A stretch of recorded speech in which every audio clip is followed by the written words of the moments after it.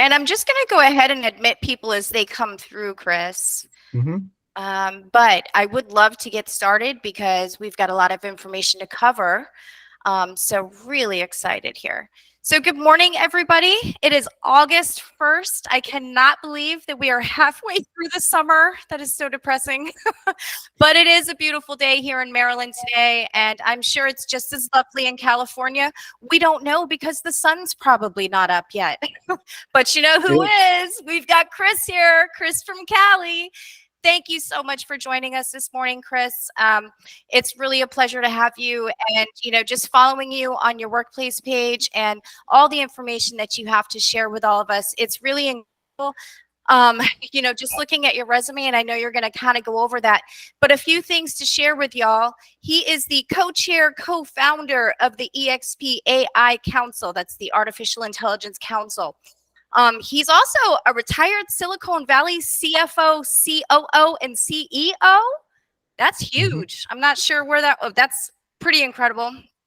40 years experience with CRE before California Real Estate Licensing, Commercial Brokers Association Board 2020 and Vice Chair 2021, sold real estate syndications as a stockbroker, and retired certified financial planner, tax practitioner, asset protection advisor, entity structurer, estate planner.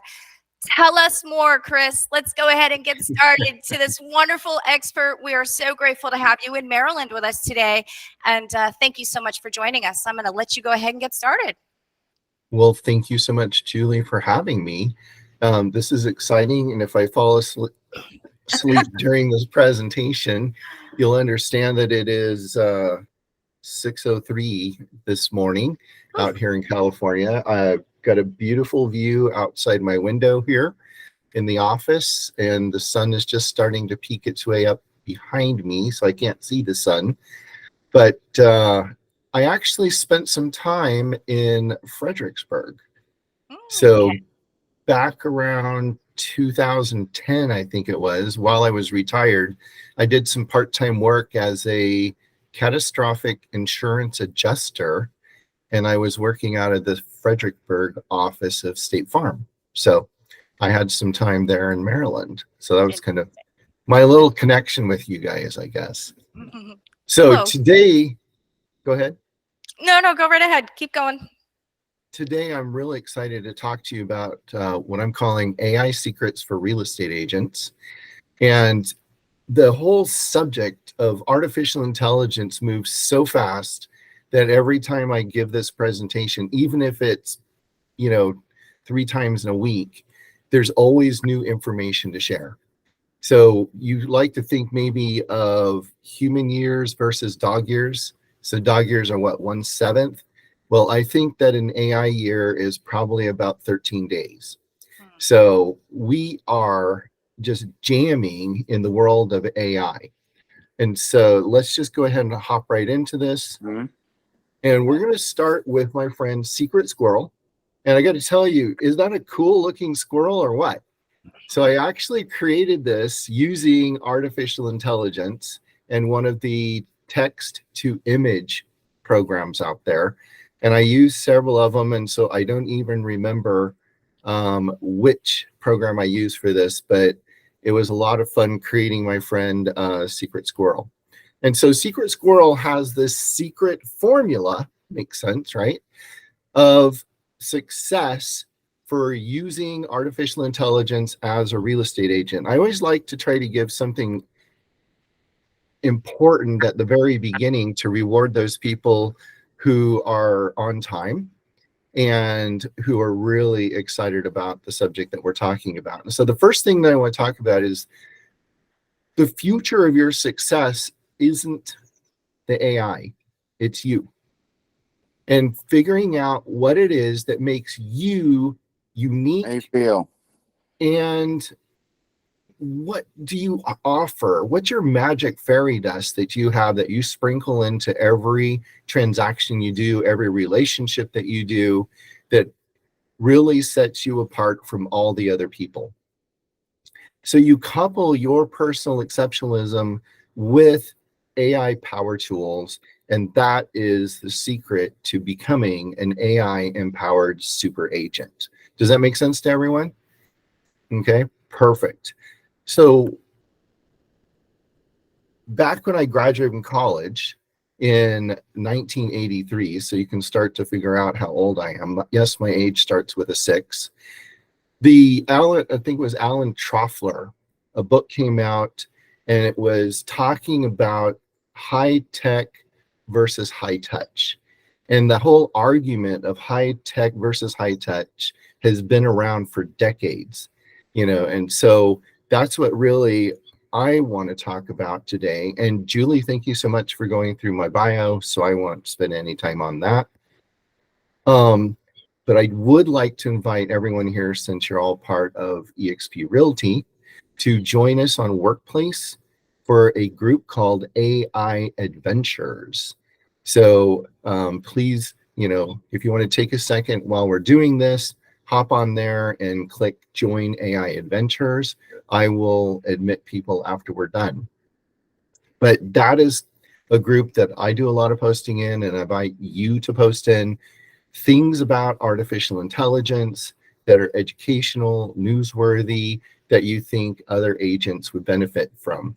And I'm really excited because I think it was yesterday, we hit 900 members in this group. And if you don't mind, I'm going to brag just a little bit, okay? And that is because this group, I have never added anyone to this group. You know how sometimes you get all these, you've been added to a group? I've never added anyone to this group. Everyone who's part of this group, they came on their own volition. And so that's kind of a fun thing too. So AI is really, really important, and it's really of interest to a lot of people. So one of the things that people talk about is, was that written by AI or was that written by a human? And how many of you saw the post in Workplace that Donna DeRosa did on July 21st? And it was AI or agent. Remarks: here is the worst house on the street with a beautiful yard. This home was built in 1880 when plumbing was primitive. This house is history. Maybe we should call HGTV. Anyhow, it goes on and talks. And as you read this thing, you're like, wow, this person has got so much creativity, and AI has a lot of creativity too. And so there's a couple of things that when you look at output, that you can say, this gives me a reason to think that this was AI or a reason to think that this is human. And one of the things that I look at, and this is something that you can do to spruce up your AI too, is look for errors. All right. So if you see things in here that are obvious errors, maybe you're thinking, maybe this wasn't written by a computer, but this was written by a human. So for example, about the 4th line down, you can see the ... and there's a space before the ... And then there is another ... in the very bottom line of this, and there's no spaces. And so this would be one of the things you look at and go, oh, look at that. A computer wouldn't have done that. So either this was written by a computer and then they intentionally added something that was wrong, or this really was written by a person. So that's just kind of one of the things that I look when I look at AI or not AI. So tools are really important. And I think it's important that you don't go chasing all the tools that are out there, because there's literally thousands of them, because everyone and their monkey is creating, actually I should say everyone and their artificial intelligent assistant are creating apps to harness the power of AI. And there's a lot of garbage out there. But one of the things that I've found, and I think, Julie, you said you've used this, right? I've used ChatGPT, which I No, I meant this absolutely love. Opus Clip. Mm-hmm. Yeah. Yep. And so this is something that I started talking about a few weeks ago, and it's very cool. I invite you guys to try it. And what you do is you can see down here in the lower left corner of the screen, it says drop a YouTube link. And it wants longer YouTube links too, things that are, like 20 plus minutes.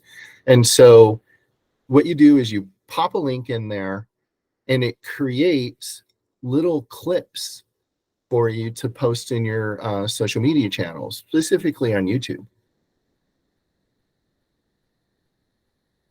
And so when I posted a clip, in fact, this is a clip of a video that is being released today in about 5 hours and 50 minutes or something like that. I have it coming out at noon, and it's called Demystifying Environmental Issues in Commercial Real Estate. And so it's an hour and 2 minutes long. You can see right there. And when I put this into Opus Clip, it said that there's 12 minutes to process. And that's okay, because down here at the bottom, you can see that it says that I can safely leave the page because it'll email me when the results come in. So I put it in there, adjusted my attention to something important for those 12 minutes, got involved in that. It was probably like 30 minutes later. I'm like, oh, I got to check my email. And I checked my email, and there was a message in there saying, hey, check out what we've got going on. And it gave me, I think it was about 13 or 14 different little clips, and it ranked them based on how it expected them to go viral. Now, I haven't posted these yet because I haven't posted the video. Maybe I should have used these as a lead in up to the video, but I've been busy preparing for getting up at, oh dark 100 this morning to come talk to you guys. So I didn't. But this is really cool because it does the little clip. See this one here, it's 55 seconds long, and it gives you an explanation of what it is about this clip that is interesting, and it scores it on how it predicts it will go viral or not viral. So this one here, it says it has a 99 out of 100 score of being able to go viral. Now, after I post this, hopefully later today, we'll know if it actually goes viral or not, and I can report in the next time I give this presentation how that worked out. Have any of you heard of the Gartner Group? The Gartner Group is a tech consulting company that has been around for decades. When I used to be a radio talk show host, and I had a radio talk show where I talked about technology and computers every Saturday morning for over 6 years. And it was actually called The Computer Connection, America's friendliest computer talk show. And we were the #1 Arbitron rated show for my time slot as a live show. Now, it was really disappointing. There was actually a show that got higher ARBs than me, and it was recorded. But it was like on the same station that Rush Limbaugh was on. And so, you know how big of a radio talk show host he was. And Sacramento is where Rush came out of. And so that was on a different station. But anyhow, the Gartner Group was this tech consulting firm, and they came out with something, and I don't know when they did this, and they call it the Gartner Hype Cycle. Now, this isn't saying that it starts from zero necessarily, but it's saying at a certain point in time, something happens to trigger people being interested and aware of something. So like artificial intelligence, when did you become aware of it? And I've got my chat. Where's my chat window? I'm going to open that so I can see. Yep, Victoria is the only person that's posted in the chat. So I'm going to be watching the chat. So if you have something you'd like to say, go ahead and put a note in there. But I'd like to hear, when do you think artificial intelligence started? When do you think artificial intelligence was first introduced as a concept to the world? So Victoria thinks in the 1980s. Okay, that actually is not far enough back. Artificial intelligence was first mentioned in, I think it was 1956 at a Dartmouth conference on computers. Yes, they actually had computers back in 1956. They had vacuum tubes and stuff then. And it was first mentioned then. But anyhow, something sparks the interest. The first time I heard about artificial intelligence in its current form, ChatGPT, which is, the big name, was like late January, early February of this year. And ChatGPT was like released. I think it was in November of last year, but it took some time before people started hearing about it. And so then the interest just exploded. And then I think it's already hit a peak, and people are kind of coming off that peak in their interest level. And the way that I judge that is how many people are joining the group at any one time, and how many people are attending, Zoom meetings like this. How many people are posting, how many people are watching videos of people that I follow on YouTube, things like that. And so I'm seeing that the interest is dropping off because people are like, ooh, what's the new shiny object? They look at it for 12 seconds and then it's like, oh, there's a new shiny object, or, oh, it's shiny, but it's actually made of pewter, or, whatever it is. And so we drop down into a trough of disillusionment. And then we stay down there for a while, and then all of a sudden we realize, hey, there's actually something happening here that could be of value. And so then their interest comes back up, and then they start using it, finding that it really can be useful in their lives. And that's where we have the plateau of productivity. So where do you think we are on this thing? And I think we're someplace here underneath the word peak on this timeline. Okay. Fear versus scarcity fear and scarcity versus gratitude and abundance. Yesterday, I was listening to a video on artificial intelligence and investing. And during this presentation, the presenters were talking about different themes that produce fear. And when you see technological innovation, things like the steam engine, the automobile, the personal computer, every time things like this come out, people react. They react with, oh, it's going to take my job away. In fact, a lot of people are very concerned about artificial intelligence taking away their jobs. And now I'm not going to get this exactly right, but by order of magnitude or whatever, the concept that I'm going to give you is correct. And that is, people think that artificial intelligence is coming for their job, and it's already taking away jobs. In fact, one of the news channels reported in June that in the month of May, 4,000 jobs were eliminated because of AI. And people are like, wow, 4,000 jobs, that seems really interesting. It's like, well, that's not really a lot, actually, when you think about it. If you watch the unemployment figures and you see how many people are unemployed during any particular month, or how many people gain jobs, 4,000 really is a drop in the bucket. But what people don't know is that during 2022, which was before people really became aware of artificial intelligence in our lives, there were 220,000 jobs that were created by automation. And there were almost 1 million jobs that were advertised as being available in the world of automation and artificial intelligence. And so when I look at this, I don't see that everyone's job's going to be taken away. I see that we're all going to be able to use artificial intelligence to enhance the lives and the jobs that we already have. And that's what I want to do, is I want to focus on the how can we make our lives better aspect of this, and where does the abundance come from? And the abundance, in my mind, that comes from artificial intelligence is freeing us so that we can spend more time in leisure activities and with the people that we love.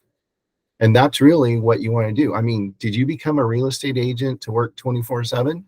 Or did you become a real estate agent so that you can close some transactions and get those nice commission checks on close? Probably the later, and hopefully you don't have to spend your entire life working towards those. So a lot of people are wondering, am I late to the party? And Pew Research came out. They did a survey back in March, and it's kind of funny. Here we are, August 1st, and we're thinking March. Man, that seems like a long time ago, doesn't it? And so, especially when you're thinking about AI, and back then, 58% of Americans had heard of ChatGPT, but only 14% had used it. And when I first heard this survey, it was probably late June. And I was thinking, wow, those numbers are really low compared to where I thought they would be. And I think a lot of it is because of the people I hang out with. When you're in a silo and everyone in the silo is aware of the same things, it's almost like an echo chamber, and things that are small to the world at large really become exacerbated, don't they? All right. So what I look for is AI empowering humans to scale. And we kind of already talked about that. And what is scaling? Well, in business, it's the ability to grow bigger and better without losing quality or efficiency. This includes having the right people, processes, and tech in place to increase revenue faster than expenses. Excellent execution includes freeing the owner's time so they can pursue their dreams and vision. So that's what we've been talking about. So I want to share another tool that I kind of like. And the tools that I'm going to share today are basically things that you can use for free or very low cost. And the reason is because I see a lot of people seeing this shiny new object, and I've had the same reaction in the past when I've seen things that are shiny and new, is I want to throw money at it so that I can get an edge. And it's fun looking at the free tools because the free tools might be 90% as good as the paid tools. And the way I think of this is that something that everyone should probably relate to is, how many of you have used Microsoft Word? All right, just Julie, thank you for raising your hand. Everyone else has their camera turned off probably. And so there's a few people now that are raising their hand. And when I started out, I actually started out back in the old times with, I think it was called Peachtree Software out of Atlanta, Georgia. And they had a little word processor thing. And then we had things like WordPerfect. I mean, does anyone even remember WordPerfect? No. Yeah. And the WordPerfect was like the big kahuna. Somebody loved WordPerfect. I've never heard of it, Kay. Yeah, I've heard of it. It's horrible. All right. Yeah. And then Microsoft Word came out, and Microsoft Word, took over. But Microsoft Word is kind of an expensive product. I remember spending hundreds of dollars to get a new version of WordPerfect. I think Microsoft Word, I think WordPerfect and Microsoft Word back in the day in the 90s was probably like $495 to buy a brand new product. Yeah, I'm 62 today, okay? Yeah, today's my birthday, 62 years old. I'm excited. I'm not ashamed to share that. But what happened is then Google came out, and now you can everyone can have Google Docs for free. And Google Docs basically takes, Microsoft Word, but they've slimmed it down. I mean, it's got like 80% of the functionality or 90% of the functionality of what everyone's using, but it doesn't have all the crazy little things that are added in there by Microsoft. And that's what I'm talking about. There are so many tools out there that are free or low cost. And thank you guys for the birthday wishes. I really appreciate it. And so one of them is Bing AI. Now, before Microsoft invested $10 billion into OpenAI, I did not like using Bing at all. And Microsoft grabbed that technology, incorporated it into Bing, and they created an AI enhanced version of Bing called Bing AI. And everyone can use this for free. Just type in bing.com into your browser, And when it pops up in the upper left corner, there's this little chat bubble thing. It says chat, and it's got like a little bubble like you see in cartoon characters or whatever, or down at the bottom of the screen when you can chat with tech support. You click on that, and I think now it's pretty much instantaneous. Back when it came out, you had to click on it and you had to wait like a week before you got access to it. And when it first started, it was simply text. You type in a query, type in your question, and then it gives you an answer. And what people didn't realize is about 2 or maybe even 3 months before ChatGPT 4 came out, ChatGPT 4 was the engine underneath Bing AI. And it must have been like 3 months ago, which seems like an eternity in the world of artificial intelligence. You could start asking Bing to give you images, and it would produce images, not just text results. And so you can now go into Bing, you can put in there what you're looking for. So I did this on June 29th, you can see right there.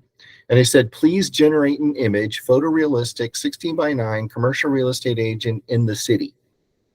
And I'm disappointed for a couple of things, because number one, you can tell that Bing AI image generator is politically correct because it put a COVID mask on them, right? I mean, who wears masks nowadays? All right, there's a couple of crazy people out there, that are still wearing masks in their car by themselves with their windows closed, but that's okay. They're also wearing 2 seatbelts. And look at this guy in the middle here. Check out his cheeks, okay? Those cheeks are just cartoonish, aren't they? They're kind of funny. And then they got the guy on the left. That's my favorite one. And he kind of looks like a cartoon character too, doesn't he? All right, so that's Bing AI. And then I used, where's my cursor? There it is. Okay, I used Bing AI last night. And I put the same command in to see how it's improved. And I'm not sure. I kind of like the guy from last month, the end of June, a little bit better, the one that was on the left, than these guys. What is she holding in her hand? I can't tell what it is. It almost looks like she's got a little toothbrush or something there. But so it generated some new images. And then last month, or at the end of June, I also used something called clipdrop.co. And they had something in there called Stable Diffusion XL version 0.9. Now, those of you who know about versions and technology, anytime you have a version number that is less than 1.0, it means it's in beta testing. And so this was still in beta testing, but these were pretty good images. Wouldn't you agree? They're really nice. And one of the cool things that I like about technology is I'm always learning about new tools or new variations on tools. And it was about, I think it was Saturday, I learned that there's a different interface for using Stable Diffusion. And this interface is called Dream Studio. And Dream Studio actually gives more controls on how to use it. You can see over here on the left, there's a control panel where you can put more information in to get your image, your output. And Chris, so I didn't put I what? have a question. I'm sorry. For these Dream Studio and the last one, can you upload an image of yourself? And what do they do with that, or no? That's a great question. Okay. And so you can see here it says upload image. Hmm. And this is a brand new feature that wasn't part of the clipdrop.co version. And clipdrop.co still has more of a basic interface. And the images that I got out of it last night, they actually weren't as good as the images that I got a month earlier. And I have not tried using the upload image yet. I didn't have time. So that's something that I'm going to have to try. And if you use Dream Studio, and I think it's dreamstudio.ai, I'll put a post about Dream Studio up in the AI Adventures group, hopefully later today or tomorrow. Today, probably not, because I got a lot of things scheduled for my birthday. All right. But I'll get to it in the next couple of days. I'll put up a thing about Dream Studio. And so look for that. But here's what I thought was really cool is there's a little slider down here on the bottom. You can see where it says settings, and it has 16 by 9. So you can actually adjust the image aspect. And that's really cool because I really wanted, when I first started using this, is to come up with some images that I can use to post, on the top of like Facebook and LinkedIn, the banner at the top of your profile. And so I'm really happy to see that. And it also gives you the ability how many images you want. So here I chose 6 images, and I thought these were pretty good looking images. Every single one of them was a really good image. The people look real, and it's just a lot of fun. And so here's a close up at the 2 that I like the best. Now, the girl still looks like she's an animated character, but the guy looks like it almost could be photorealistic. But in the background, it's definitely, an artificially generated thing. But this keeps getting better and better. And the difference that a month made actually is really astounding to me. So I look forward to seeing what happens at the end of August, the next time I do that. So here's a game plan I put together for you to help you get going with AI. And I should probably look at the time. Oh yes, of course, time is slipping faster than I want it to. But the first thing is you need to have a basic understanding. How does AI work? What can it do? What are the dangers, pitfalls, and weaknesses of AI? And I want to talk about that for just a minute, because people don't think about the dangers, the pitfalls, and the weaknesses of using something. Oh, and before I go, can you add race? So Malika, is that how you say your name? She wants some black girl magic. And I love yes. it. She goes by Angel. Angel, you're a riot. Listen, So Angel, my yes, you can clients put that as know part of your prompt. big hair. I need some. I change my Yeah, hair like once a month, so I need some. Some you magic. can I need some tell it magic. I want an African American with dreadlocks or something if you want Oh, to. okay. They better You be know? cute, Chris. They better be cute. Don't have us looking crazy on AI now. We Oh don't my do goodness. that. All right, so Angel, I've got homework for you. Are you up to a challenge? I am. I use AI, so yes, I am. Awesome. So here's your challenge. I want you to use Dream Studio Okay, I like this. and create some black girl magic and Okay, then post it on the AI Adventures group. All okay. right. Love it. Yeah. So this is going to be fun. So we get to see what you come up with Okay. and, just tell a little bit about the story. Okay. It's like when you do the post. Okay. Okay. I can do that. All right. Awesome. I look forward I'll to just that. enjoy your birthday today. I'll do it maybe tomorrow. I'll do it this Oh, week. no, do it today. It's fine. Okay. Yeah. So that'll be a birthday present for me is looking up there and seeing your post. Some black All woman. right, Angel. Now make sure that you have Love a it. halo on that Black Magic Girl too, okay? All right, and Wilma is also wanting to know, can we use the images they give us or do we need permission? It depends on the tool, but the tools that I'm presenting here, all of them want you to use the images for either business or personal use. So it's okay, commercial or personal. Well, I also think it would be fun on the Dream Studio where it says upload an image to also that be a challenge to kind of see what happens when you actually upload something to see what pops up. All right, so Julie, that's your challenge. No, I like Yeah. Wilma. Wilma's on it. Wilma already volunteered, right? Yeah, but Come on she's doing now. something Teamwork. different. She's doing the prompting. So, Okay, let's see what so happens. Julie, I want to see Julie, you upload an image Hey, Team and player, see I'm how ready. that Chris, happens. this might be a dumb question, but in the very beginning of your presentation, you had some acronyms or terms like chat GPT and a few other ones. And for those of us that are not as techy as we think we are, can you explain what those really are? I mean, I understand what you're saying about AI, but what do those ABC abbreviations mean? David just turned 30 yesterday, so he's a little behind the game. I'm actually not that much younger than you, my friend. Having a little fun today. Having a little fun. That's right. Okay. Well, I like 62. 62 is a good time to be. 56. I'll tell you what. Let me get through this presentation, and then I've got some slides at the end of the presentation that I pulled out, and a couple of those slides have to do with some acronyms. So remind me when we get to questions at the end. Thank you. To go down to some of the slides that I pulled, and we'll take a look at some of the acronyms, okay? All right, thanks. All right, so thank you guys for interacting. I love it when we interact during presentations, and please use the chat for doing that as much as you can. All right, so dangers, pitfalls, and weaknesses. See, I did remember where I was.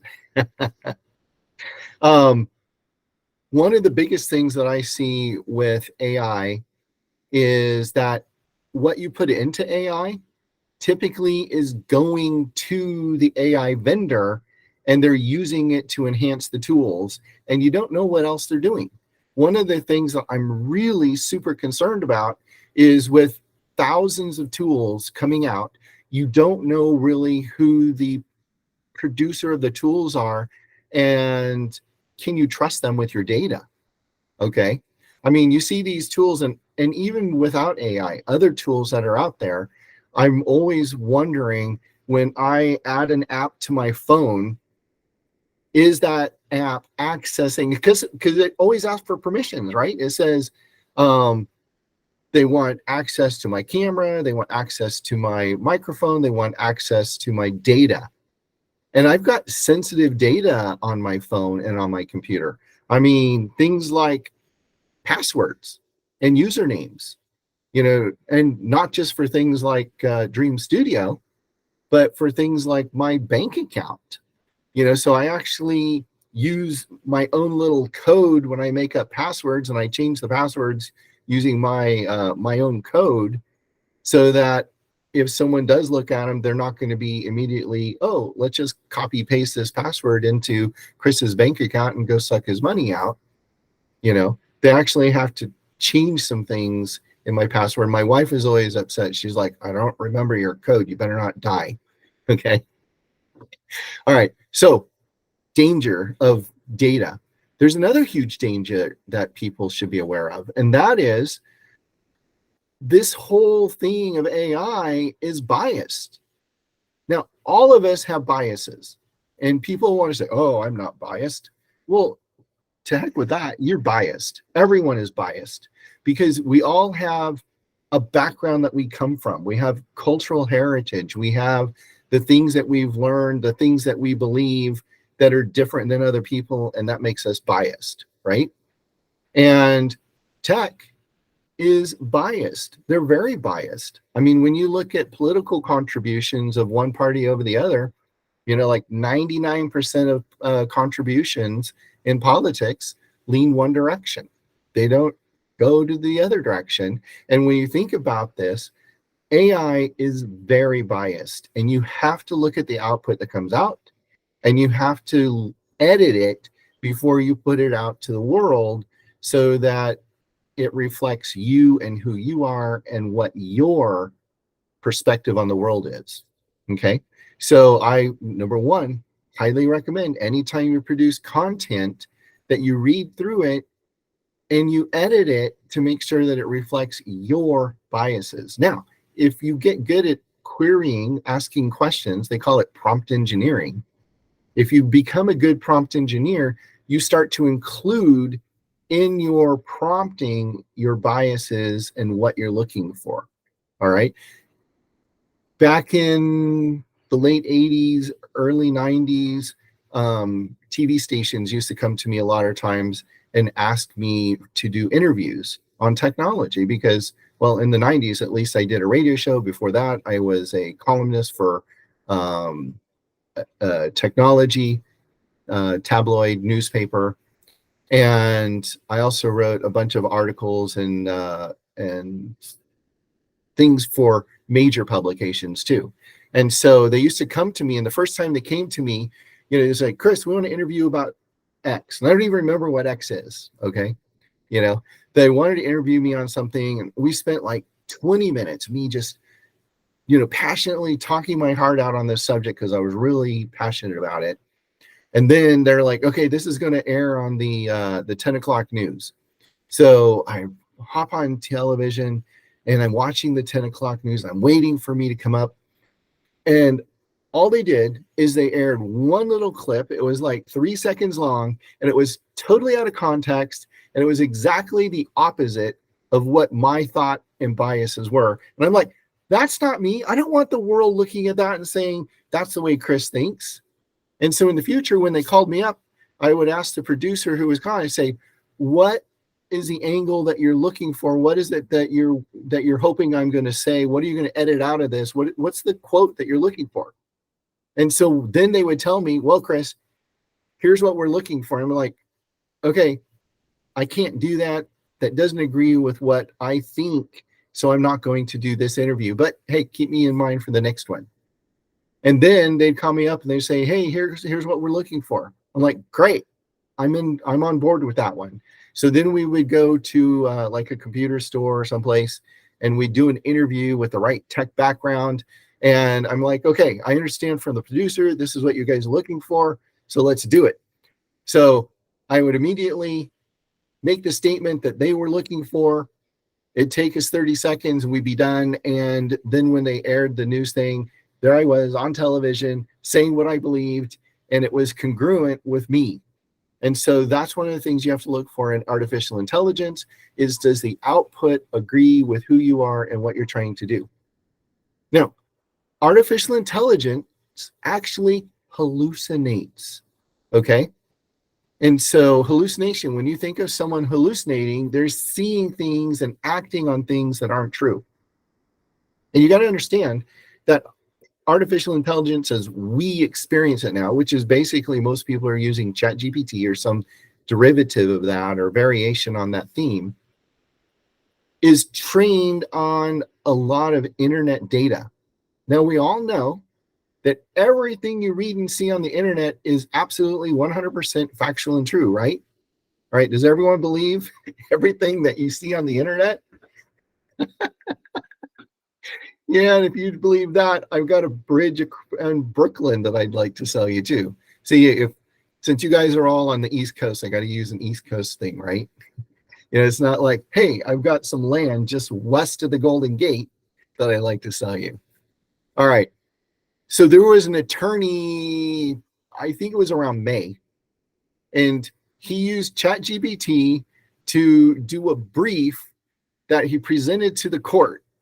And I have no idea what the brief was on, but it had case citations and everything.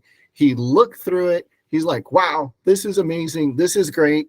He put it into his brief, even sent it into the court, and the judge decided to check some of the citations, and they were all false. They were fake. They never happened.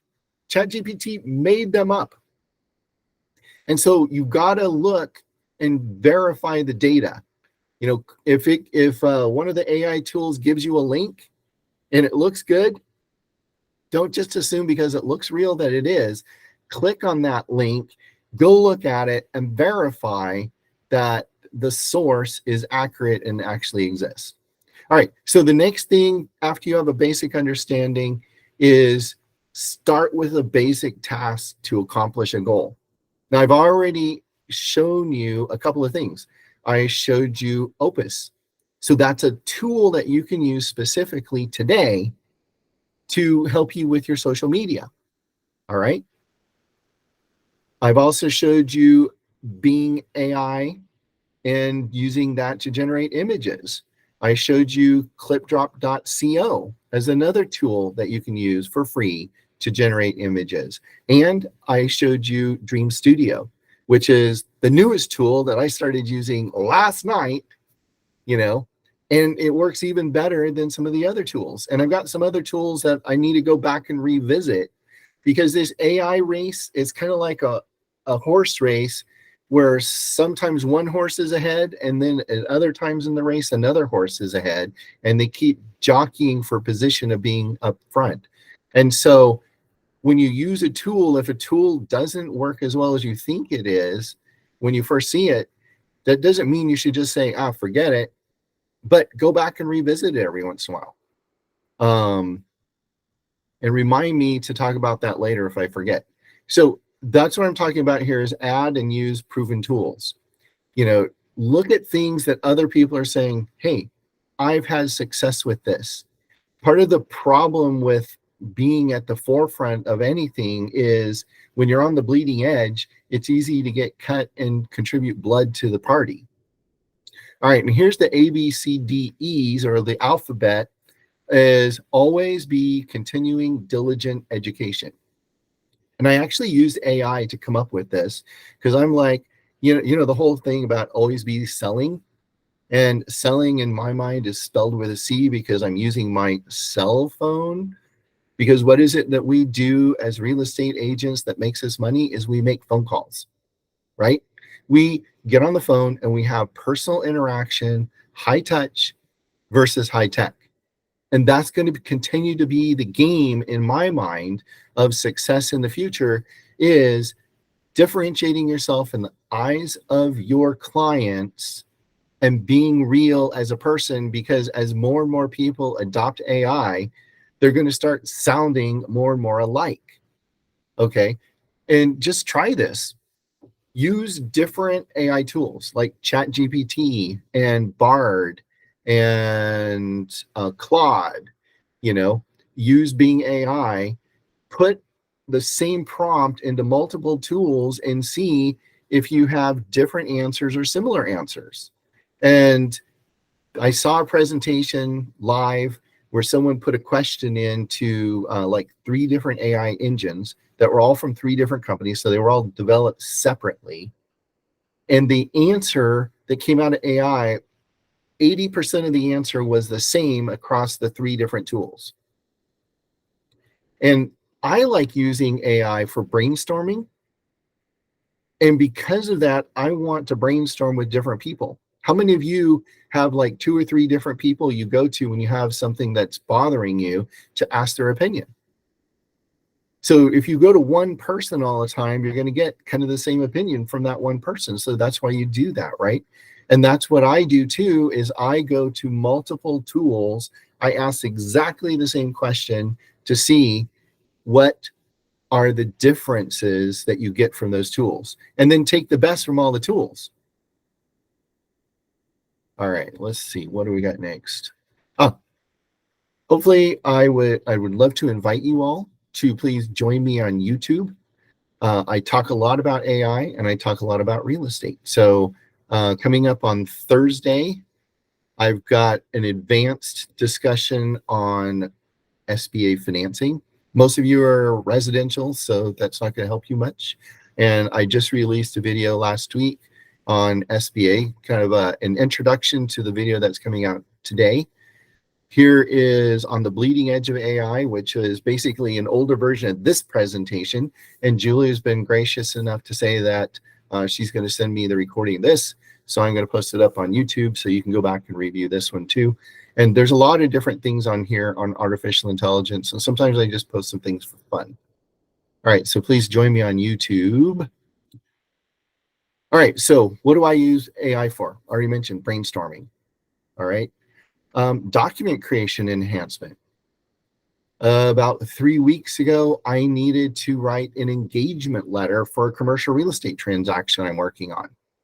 And so I have some documents I've created in the past, but they were too long and they were written from a different perspective. And I thought, I'm just going to ask my AI assistant. Al is who I call my AI assistant, because when you look at the capital letters A and I, it looks like a capital letter A and a lowercase l.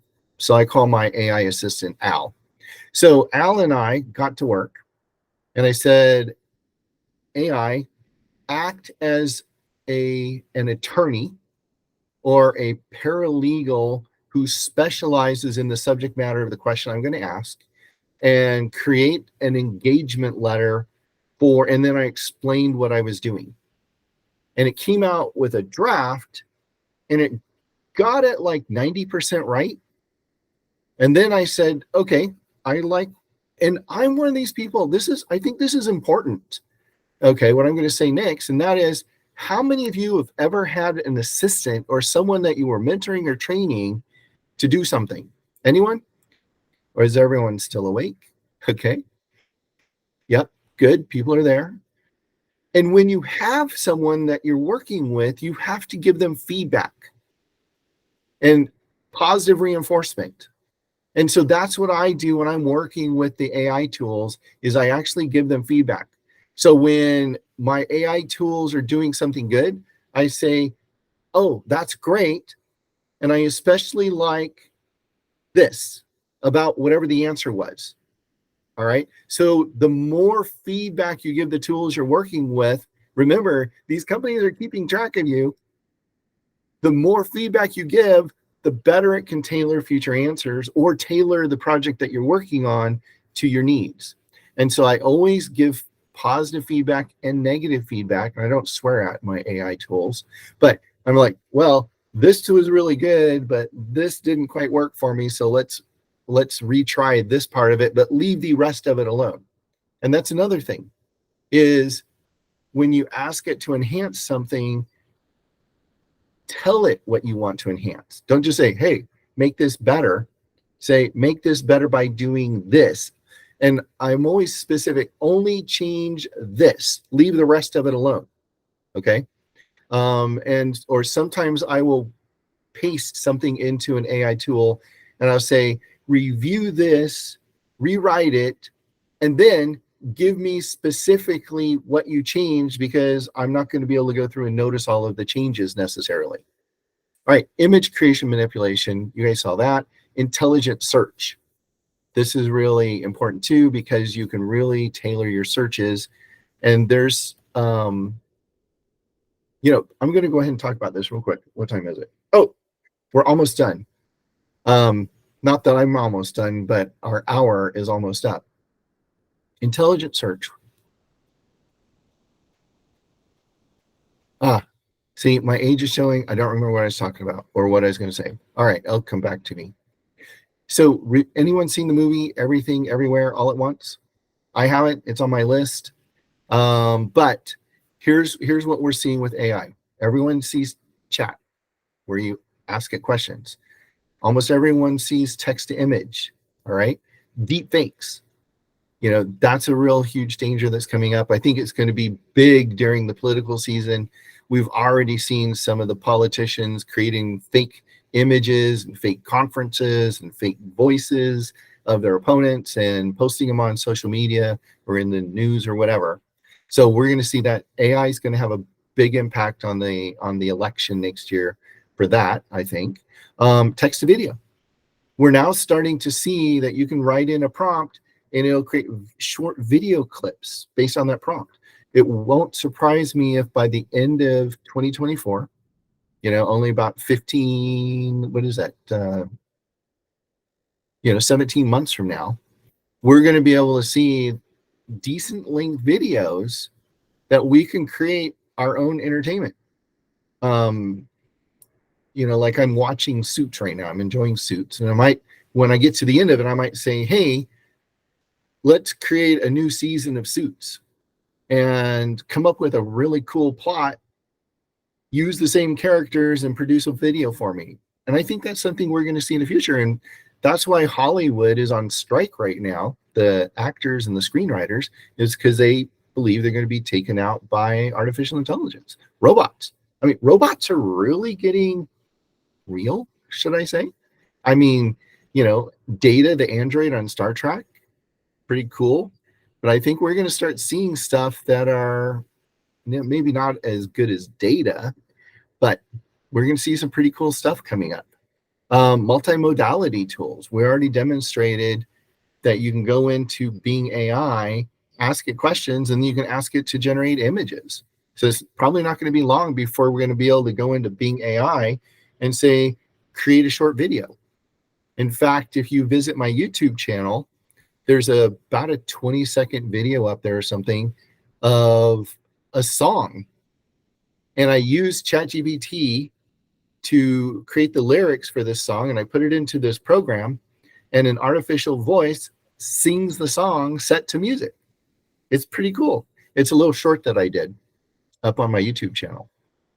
And in the future, we're going to start seeing what they call artificial general intelligence, AGI, and that is a like HAL from Space Odyssey 2001, where the computer can control almost everything in its environment.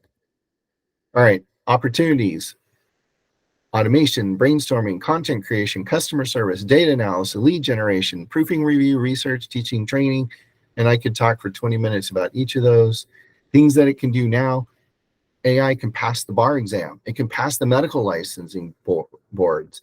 Think of AI as a great assistant that can play expert roles, but it has a bad memory for things in the past. And it's really cheap. I mean, sometimes it's free in place of things that people had to spend a lot of money on in the future.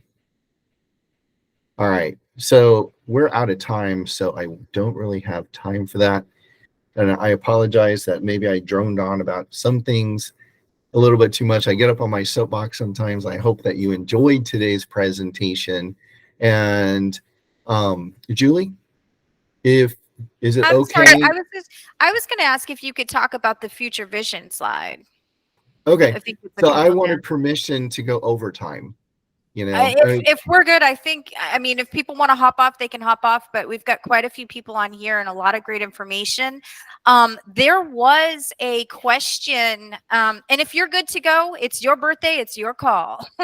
so I've got an yeah. extra 10 or 15 minutes. Perfect. That's great. Okay. We appreciate it. And we're Yeah. already getting a request for a part 2. So we'll definitely continue the conversation. That's great. Love it. I do have one quick question from Kay, if you can see in Sure. the chat box there. I see it there.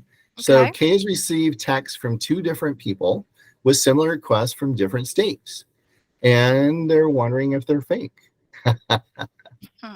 You know Great something? question. That is great, but I don't think AI has anything to do with that necessarily, because I see a lot of times where I will get, you know, people who are phishing or scammers or whatever that are coming after me, sending me messages from different phone numbers with similar requests. And I think all of us have seen the post up on Workplace where in our state groups or in the water cooler chat or whatever, where they'll post a picture of a chat coming from Glenn, you know, the founder of our company, asking for a gift card. Really, you think a billionaire is going to ask you for a gift card? Or from the state broker saying, hey, I'm tied up in a meeting. I need you to get a gift card to someone for me. Yeah, right. So, Sadly, sometimes people do question if it's true. Yeah. I mean, how many of you have gotten emails back in, 15, 20 years ago from Nigeria, from a prince? I still see those. Still get them. Exactly. Julie got one from Mark Zuckerberg last year. I did. He almost fell for it. He needed $10. Quick. Yeah. I actually, I don't know if I should say this, but back in the 90s, I had a person who was on my staff, a paid employee who I'd known for like 15 years, and they actually flew to England based on one of those emails. Oh, seriously, them and a friend flew from the States to England, and then they had the audacity of sending me a note saying, Chris, can I borrow $5,000 from you? And I'm like, I got on the phone. I'm like, Gail. Oh, I should have said her name. I'm like, what are you doing? This is fake. But everything's checking out. You know, we're over here researching this, and this is checking out. And I'm like, it's fake. Don't do it. All right, so let's talk about this here future vision thing here for just a minute, okay? Things that I see are going to happen is that we're all going to have our own AI executive assistant. It might be on it will be on our phone, and it'll be available to us 24/7, even when we're disconnected from the internet. And if you go back and you look at the post that I've done in the artificial intelligence group, AI Adventures, you will, and even if you go back and look at some of the other videos I've done in the past, I actually talk about some of this stuff, and I put the links on YouTube of my source stuff. So go back and you can see that there was a video interview with one of the founders of Stability AI, and talking about the things that they're doing in their labs that they're going to be releasing to the public. And he's saying you're going to be able to have an AI on your phone by the end of next year that is going to be custom tailored for you and is not going to share your personal data back with whoever it is that created it. All right. So that's coming. We're already seeing where we can have our AI experts replace the humans that we're used to working with. Remember, I talked about that engagement letter?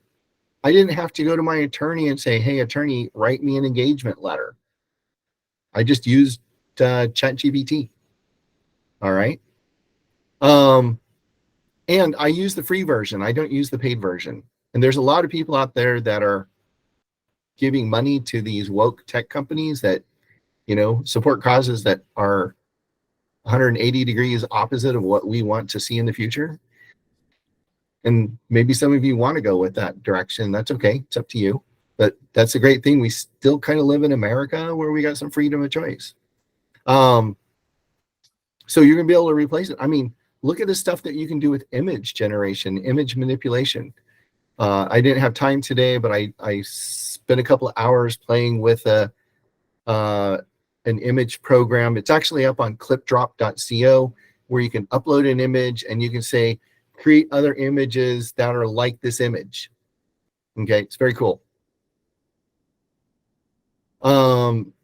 You'll be able to train your AI to reflect your biases instead of the biases it's programmed in. You'll be able to have your own large language model and data. I already said, by the end of next year, you're going to have the equivalent of ChatGPT on your phone, disconnected from the internet. You're going to be able to see speech to feature length movies with your favorite actors in whatever setting you create them in. And some people are predicting that in 5 years, computer programmers are going to be obsolete. They're going to all be replaced by computers. And one of the things that I do is I used to be kind of a real geeky person. I used to design and create web pages from scratch, meaning I typed in HTML commands to create pages because we didn't have things. And I did it in a line editor, which is basically like a text editor that all it does is produce text and it doesn't do any correcting or anything. And so I now sometimes will go in and I'll tweak code on web pages, and I'll take a segment of code and I'll put it into one of the AI tools, and I'll say, this code is not doing what I want it to do. Here's what I want it to do. Fix it. And it fixes it. It's really cool. All right. So let's go to some of these other slides I had. These are things that are not. Okay. GPT is generative pre-trained transformer. And so basically what this means is generative means it's creating something new off of the data it was trained on, and it's transforming one thing into another. Here's one of the things about AI is it's like an extemporaneous speaker. You know, I mean, I have these basic slides here from my presentation, right? But I've got all this information and knowledge in my brain, and every time I give this presentation, I do something different. And I'll have a different slant based on who my audience is or things that have impacted on me in the last 20 minutes or the last 24 hours or the last week or whatever. Thanks, Jamil. Really appreciate that. So Jamil just said, thanks for the AI session. And so you have this extemporaneous speaker, And there's contests. If you're ever in Toastmasters, you can do this and have contests on extemporaneous speaking. And they'll give you something, you don't know what it's going to be. It's unexpected. They say, talk for 3 minutes on this subject. And then they give it to you, and you have 30 seconds to think about it, and then you have to start talking. But in 30 seconds, you can't outline an entire speech. So you start talking, and as you're talking, you're thinking about it, and you're saying things. And a lot of times people say the same thing over and over again in different terms because they're trying to fill the 3 minutes. All right. And that's what AI does. A lot of times you'll say, give me a 500-word article on subject X, and it keeps repeating itself in the article. And that's one of the reasons why you need to go back and edit stuff so that it makes more sense. LLM is a large language model, which basically means that it's feeding huge amounts of data into it, and it's based on language, our language, usually English, but it can also be other languages. It can look at data in, say, Polish or Spanish or Portuguese or French or whatever. Okay. Natural language processing means that you can ask it questions as though you're talking to another person. When we first started using Google and whatever was before Google, I don't even remember what was before Google, right? You had to be really specific in how you asked it questions. And now you can be much more non-specific, and you can even use colloquialisms and you make mistakes. This is one of the things I think is great is I can type in a prompt question into AI, and I can have misspellings and use the wrong word, and it still understands what I'm trying to get to many times. And sometimes, give me an answer. I'm like, well, that's not quite what I was looking for. Here, let's go in this direction. Okay. And prompt engineering is simply asking questions. All right. Who was it that asked that question? Whoever it was, did that help any? Okay. So Donna says, thanks. Really appreciate it. Sally Good for my age. What does Sally Good mean? All right. Well, I hope I'm planning that's going to be good. Okay. Thanks, Kay. All right. That must have been her AI misinterpreting what she was trying to say. All right. Couldn't help it. So, anyone else have a question or something else you guys want to talk about? I do have a few more minutes if you want to go a couple more minutes. And I really appreciate, wow, this is amazing. Like 80% of the people, I was looking earlier, we had like, I think the most people I saw in here was like 58. Mhm. What'd you see, Julie? Yeah, there was about 58. I actually recorded everybody. Some things always do come up, but this is one that I thought was super important. And there's a lot more sites that Glenn Sanford mentioned that I need to research myself. Definitely be looking at this presentation again, and would love to have you back in again because there's so much to it I don't know. I really want to mess around with those imaging. I want to upload. I want to see what comes from that. Does anyone else have any questions here? I see one from Jen. So Jennifer is asking about paying for specific sites, or are the free versions plenty? All right, that's a great question. And my personal philosophy is I have not yet paid for an AI tool. Because things are developing so fast. A lot of times they want to lock you into an annual subscription. And I'm like, well, I only want to use it for right now. Okay. For this one little thing. But I have not yet found a thing that I was not able to accomplish using free tools. And the free tools, they keep jockeying for position. Do you want to see something else? You guys got 5 more minutes? Yeah, I actually, an important question, and I'm not sure if did you speak at shareholders last year? I did. This year. So. This year, yep.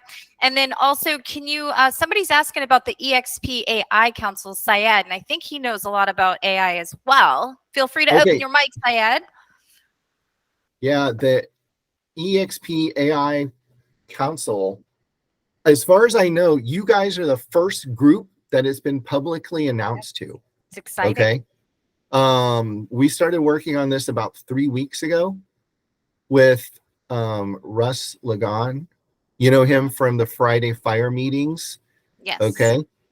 And so I was fortunate because a friend and we were talking about AI, and we pitched the idea of, hey, we should do something like an agent advisory council. Everyone knows about the agent advisory council and what it does, where it takes the agent's concerns and it puts them together and presents them to corporate, right?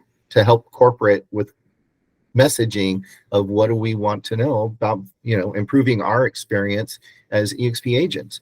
Well, the whole purpose of the AI council is to bring the corporate side and what's happening on corporate and the agent side of what agents are doing and what agents are wanting, so that we're all working together towards a better AI experience going into the future. So this is a brand new thing that we're just launching. We're not quite sure where it's going to go, but the whole idea is to get corporate and agent side working together to meet our goals. So Douglas has a question. Where's Douglas? Hey, Doug. Good morning. You want to unmute yourself? There you go. Okay. Good morning. Hey, Chris. Good morning. Hey, if you don't mind, turn your camera on so we know what you look like. No, I am. Hey, it's barely 6 o'clock in the morning. Oh, 7 o'clock in the morning here in California. I got my camera on. I don't have my makeup on, so I can't do it. All right. I just had to give you a hard time, Doug. Sorry. I know. But that's okay. I've been following AI really since Kramer brought it up, I think in February, one morning with Favor on the morning business show. And I've been following you for a while. Oh, thank you. Yeah. And I actually joined the site AI months ago, and I've enjoyed all the interviews, especially the one you were talking about with your friend, the two-part interview, which was fantastic. So everybody should go on that site and join that site. Mm-hmm. And the reason I mention that is that I would love to hear what everybody is doing on an everyday basis to improve their business. A lot of what Chris is talking about is I hear everywhere is that you got to be careful, and there's really things to be aware of, and things you can be fooled on. But it would be cool if everybody said, I did this and I produced that, and this is what I got from it, and really interact on that site, kind of like we do on all the other sites. Yeah. Hey, Julie, highly recommend. I think that's a great idea for maybe, a month or so from now, is we're like, hey, everyone bring your experience and let's have a conversation together about what we found is working. I mean, Angel's going to bring her black girl magic, right? Woo woo. I am. And Julie's going to upload some images to Dream Studio and see how that worked for her. Yeah. But yeah, no, that's a great idea, Doug. I'd love to participate in that if you guys would have me, because I'd love to see what you guys are actually doing, what you're struggling with. Do you mind if I tell you about the holy grail of AI that I'm struggling with? Is that okay? Angel's going like, no, I don't want to hear that. Yes, no, I want to hear, because I use AI. I've been using it for a while before before the mainstream tapped in. So I want to know. Yeah. You're always out in front of everything, Angel. All right. So the holy grail for AI in my mind is lead generation. I'm going to move this screen down so that I'm not looking up while I'm talking to you. Lead generation. And this is one of the most frustrating things. And if you go to my YouTube channel, you can see exactly what I'm talking about. I did a presentation for the commercial real estate section of the Hispanic Chamber of Commerce of Orange County, California, a couple of months ago. And we went through and we did some live stuff where we tried to do to find some people on the internet and find some things on the internet and get information back. Okay. And have you ever Googled yourself? Anyone done that? Google yourself? Okay. I mean, that's kind of like everyone Googles themselves just to see what do other people see about me. And so I use AI to basically Google myself. And it came up with some really crazy stuff. Part of it was like, wow, you flatter me. You're making me bigger than real life. And on the other, it's like, no, that's not me. That's fake. That's a hallucination. Because it comes up with it enhances you beyond what you really are, and it also deflates you, and gives fake information. Like when I go to Google, I can find my phone number. So far, using AI tools, I keep getting these safeguard messages. Sorry, I'm an AI tool and I can't give personal information out. But my information is posted everywhere. My phone number is on Workplace. My phone number and my email address is on LinkedIn. If you join a Zoom with me, my phone number is right with my name at the bottom of the Zoom screen. Okay. My phone number is everywhere. And yet AI, even though I'm kind of a public figure, is like, I'm sorry, that was private information. We're not going to share Chris's phone number, even if you say you're Chris. Okay. And so I have 2 full-time, 40-hour-a-week staff, and all they do is they're out there using the tools on the internet to get the information I need to contact my prospects. And I need an AI tool that'll replace those 2 humans so I can use them for doing a better and higher use instead of going out and finding people's phone numbers and email addresses. Okay. I want them to be more productive and to be more valuable to me. I don't want to fire them. All right. So that's kind of the holy grail. I get a little passionate about that. All right. Anyone else have something? I know it's getting late, so we're kind of over time, but I really appreciate having fun with you guys today. Yeah, I have to say, since joining your Workplace page, and I just came across it because I had put, I think, artificial intelligence in Workplace to see what was going on, and in the last few months. And I honestly, when you're saying it's been around since 1956, that was shocking to me. Or I guess not, because computers, all those things hand in hand, right? But I just really started getting into it this year. So following your page has been super helpful, kind of opened me up to different things. Right now, all I am using is ChatGPT, but I have to say for everyone on this call, I did use it real quickly one time just for the fun of it to type out a letter and send it out to the state, to Maryland. And I just said, hey, this is what I'd like it to see. And then I went in and edited it, but it was the most beautiful letter. It was so good. And I was like, and it took me 30 seconds to what usually would have been like a half hour or 45 minutes to clean it up and do everything. It was incredible. So I'm really excited to learn more. And I'd love to have you back on, as everyone said, to do a follow-up, because there's just way too much more content that we just haven't covered. Really excited to do that. And hopefully it'll be like an interactive thing. For sure. Yeah. So it's like, we want to see what Bob has got his camera on. So I like seeing you. Hey, Bob. But Bob. He's been quiet, so, and Kathy, David was great. We can see his picture and he interacted with us. So thank you for that. But yeah, I'd love to know, what are you guys doing? What are you having success with?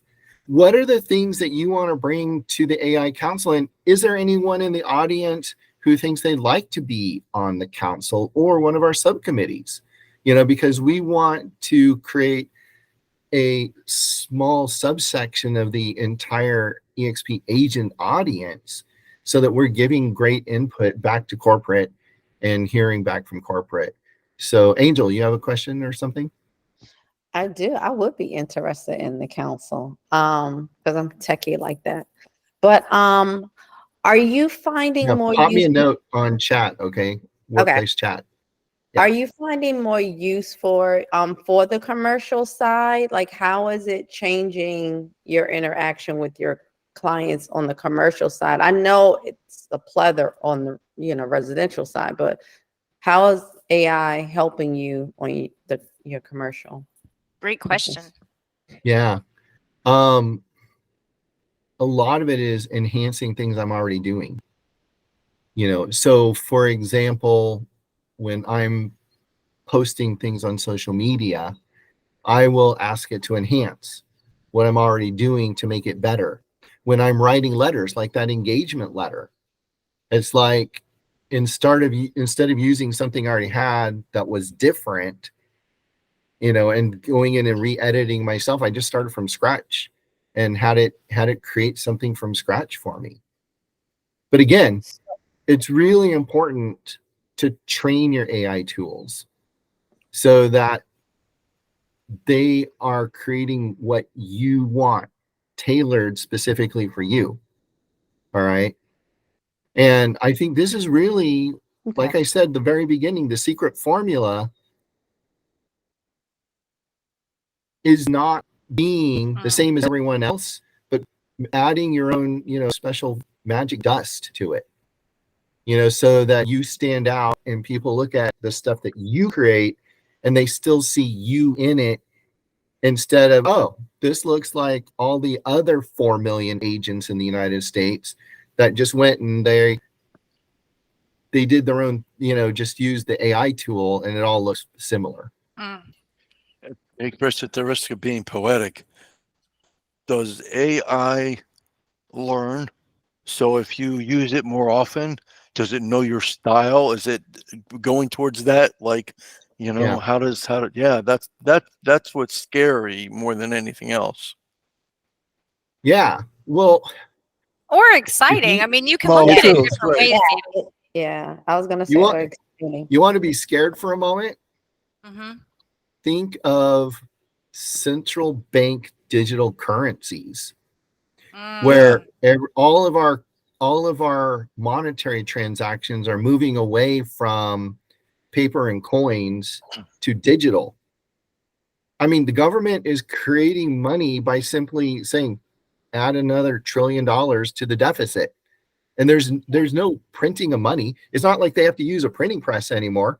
They're just issuing a command on the computer. But here's what's really scary is AI seeing every transaction you do in real time, and the government being able to say, no, we don't want you to spend money on that. So they stop the transaction from happening because a computer out there is monitoring what you're doing. They're saying, David, and I don't know if this is you or not, but let's say you're an NRA member and you want to go buy another firearm, and it's like, sorry, we don't want any more guns. So you can't use your tool, your money that you own, that you worked hard for, to go buy another firearm or ammunition or whatever it is. I mean, that's what scares me is Yeah. where are we going to be 18 months from now when FedNow is extended to the personal level and the government is watching every single transaction we do. Do you have time for one more question? Doug has raised his hand. Do you have time for one more, Doug. Chris? Yeah. Chris, I just want to ask you, did you put on YouTube a kind of a formula to prompt Chat GPT to get the correct answer? Was that you? I've done some videos where I talked about how to do that, but I haven't done a video specifically on here's how to ask questions, because I try to not do what everyone else is doing. I try to do things that are kind of unique to me, and so I can stand on my soapbox. Okay. I saw.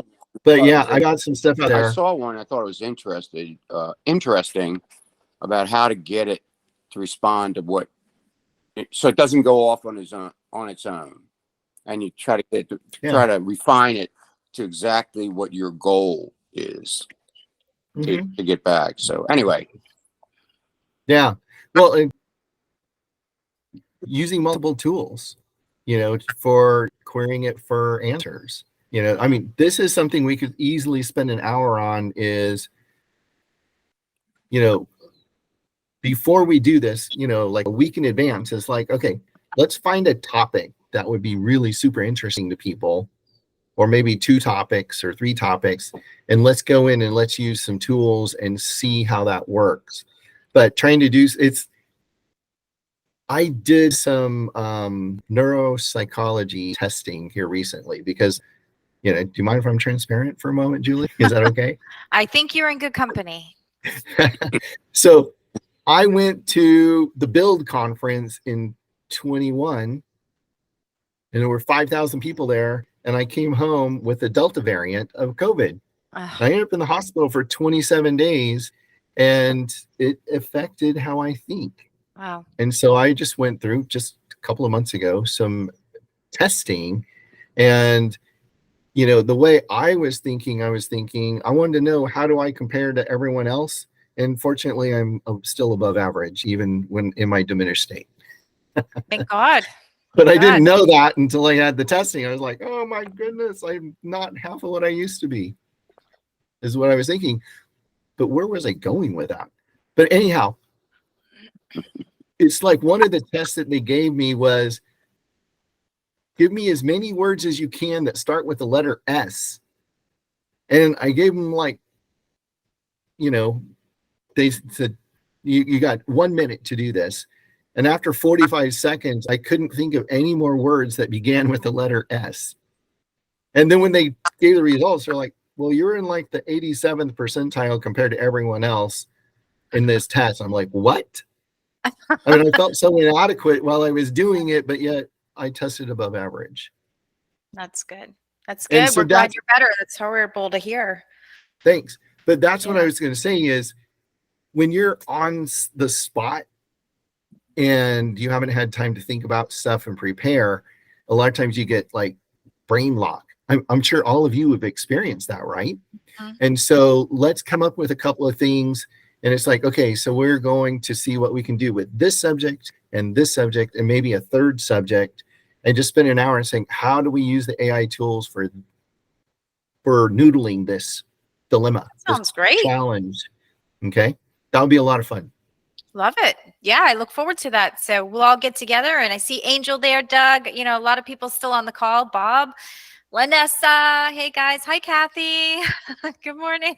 So we'll definitely follow up with that. So stoked here, Julie, that here we are. We're 30 minutes over, and we still have over half of our maximum audience still on here.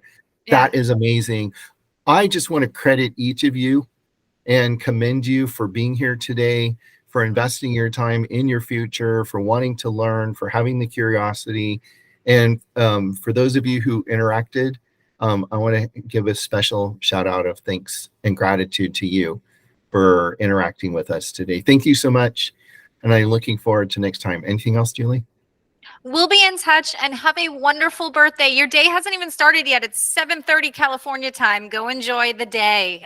Thank you so much for spending your day with us and starting it off that way. Yeah, and I'm going to post this to YouTube after you share it with me. Yes. And when I post it to YouTube, I'm going to put links and stuff in there. So it might take me a week to go through, edit it, and post it. But hopefully sometime next week, if I get it in the next day or two, I'll be able to do that. And so you guys will be able to see links and some comments in the YouTube description. All right. Wonderful. So thank you, everyone. Much. We look forward to that. Y'all have a great day. Bye-bye, guys. Thank you, Julie. Thank you. Yeah, thank you, Julie. See y'all. Terry. Bye-bye. Thank you, guys.